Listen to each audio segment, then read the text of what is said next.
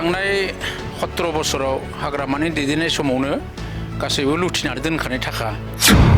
मुस्लिम भाई ककले doctor Himanta विश्व शर्मार जी अन्याय अत्याचार ইয়াত মানে অতিষ্ঠ হৈ পেলাই যিমান মুছলিম মানুহবিলাকে বিজেপিৰ প্ৰতি খুব মানে বেয়া পোৱা এই বস্তুটো আজি হৈছে আৰু হাগ্ৰামাৰ কোনো এটা গ্যাৰেণ্টি কাম নাই সিন্ডিকেটটো চৰণ বৰুৱা मोजां बान्था मोनखानाय कारण जे बियो ट्रान्सपोर्ट मिनिस्टार जाबाय लोगो लोगो सिन्डिकेटआ आरम्भ जाबाय जेरावहा थाइसिन जायगायाव थाइबा 6 टाका लानाय जादों आरो बे हिसाबै सिन्डिकेट सरदार जानानै बिथांखौ दिनै मिथियो आरो नंगौ बे समाव आसाम विधानसभा बिसायख'थि आरो गेजेराव 10 एबा 15 सानल'सै बे समाव आसाम विधानसभा बिसायख'थिनि बोथोर आरो बे आसाम विधानसभा बिसायख'थिनि जा बोथोर बेखौ बोथोरखौ नोजोर बोनानै उदालगुरि जिल्लानि सिङाव थानाय 47 नं माजबाद विधानसभा बियाबनि इउपिपिएलनि बिजाथि रबीन्द्र बसुमतारी बिथांनि खाथियाव जों माखासे मानि फैबाय थानाय जा विधानसभा 9 एप्रिलाव जानो थांगासिनो दं बिथाङा सासे बिजाथि महरै इउपिपिएलनि बिजाथि महरै माबे थासारियाव आरो मा गेरेन्टि लानानै खामानि मावनो थाखाय बिथाङा थांखि लादों आरो फैबाय थानाय समाव रायजो राजाफोरखौ माबोरै मेसेज होनानै बिथाङा रायजो राजाफोरनि अननाय मोननो लुबैदों बेखौ जों मिथिनो नाजागोन बे समाव दोलोनिफ्राय 47 नं माजबाद विधानसभा बियाबनि बिजाथि महरै नोंथांनि दैदेननायाव बोरै सोलिदों नोंथांनि बियाबाव जोंनि नं 47 माजबाद विधानसभानि जि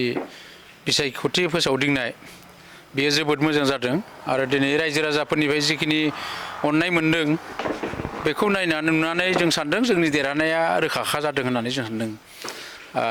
रायजो राजाया जेरैबायदि दोलैनो गोरै मदद होदों बेखौ नायनानै जों फोथायनाय मोनदों आरो बे समाव माजबाद विधानसभा बियाबाव खोब सासे गोख्रों बिपिएफनि बिजाथि 6 दाननि मन्त्रि आरो गोबां बे समाव रायजोनि खौरां बिजोंफोराव गोसारदों रांखावरिनि हाजो बानायनायनि बेबायदि सासे बिजाथिजों नोंथाङा गोरलै जागोन ना नांनाया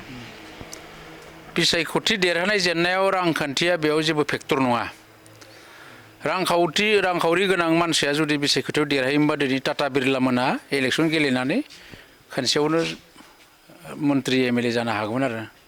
नाथाय रायजो राजाफोरनि गोसोखौ जय खालामनो हानायासो बेहाय गिदिर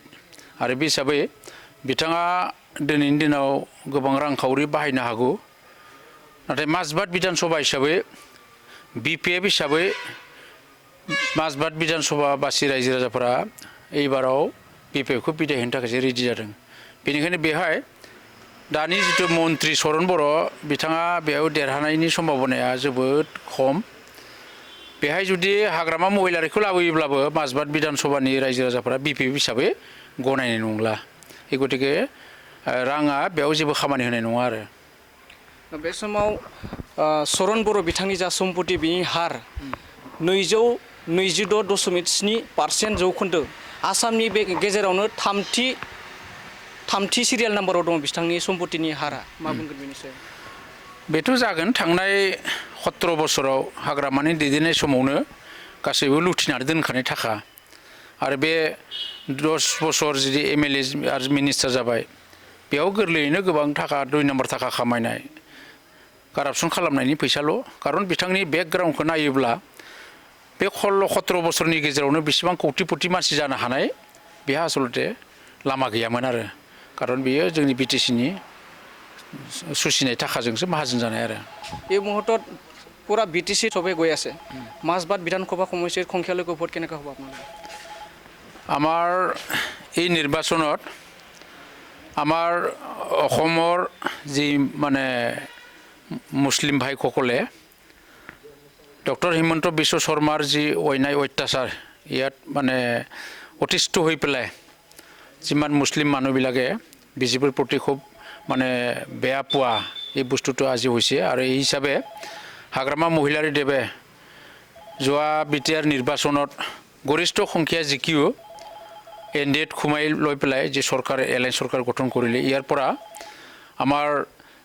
অসমৰ মুছলমান ভাইসকলে যে আজিৰ দিনত বিপিএফ মানে বিজেপি মানে এনডিএ হাগ্ৰামা মহিলাৰী দেৱে স্বয়ং নিজে কয় বিপিএফ নহয় এনডিএ সেই গতিকে আজি আমাৰ যোৱা বিটিআৰ নিৰ্বাচনত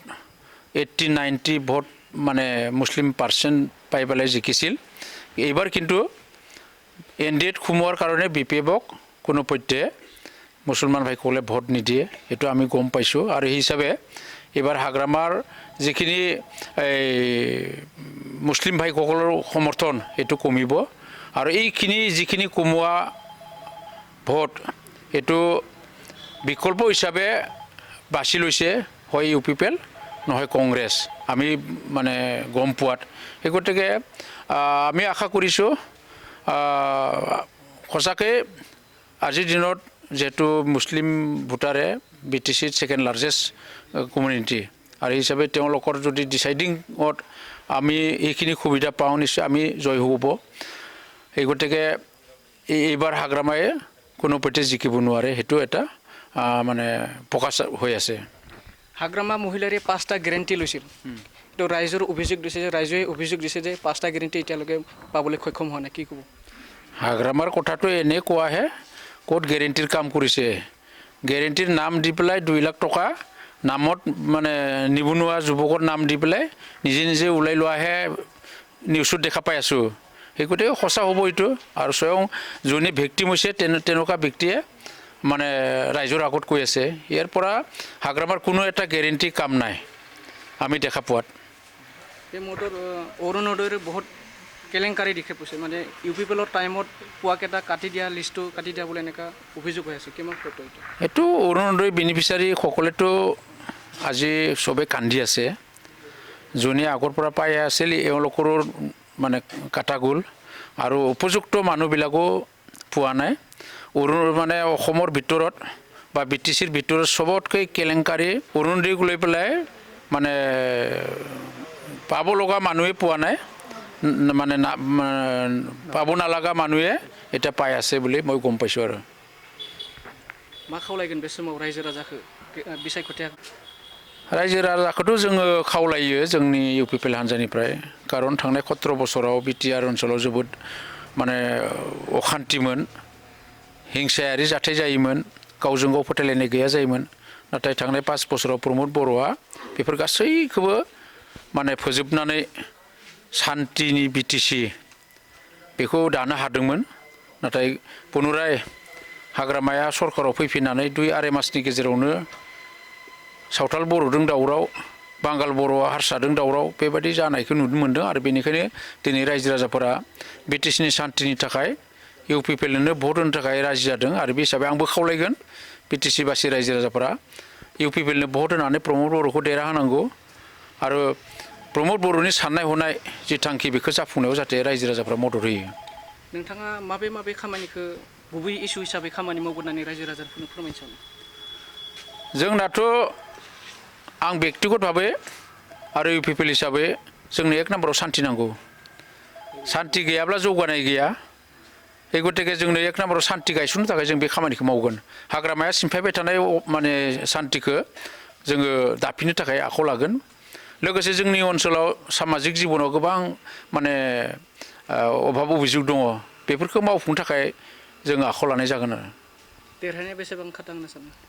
देरहानायखौथ' आं दिनैनि दिनाव 100आव 100 खोन्दो लादों देरहानायखौ माने खातां होननानै सानना लाखानाय जादों आरो दा बे समाव सरन बर' थानाय समाव बे अरुणोदयनि थाखायनो गोबां बर' बिमानि गोसोआव दुखु आरो मेगनाव मोदै नोंथांनि समाव बेफोरबायदि जागोन नामा बायसान्स उनफोराव देरहासार जायोबा मानसियाथ' गासिबो समान नङा जाहैबाय आरो आं गाव बुंना लानाय जायो सरन बर' आरो आं होननानै बुंब्ला बेहाय रायजोआ बिजिरनो हागोन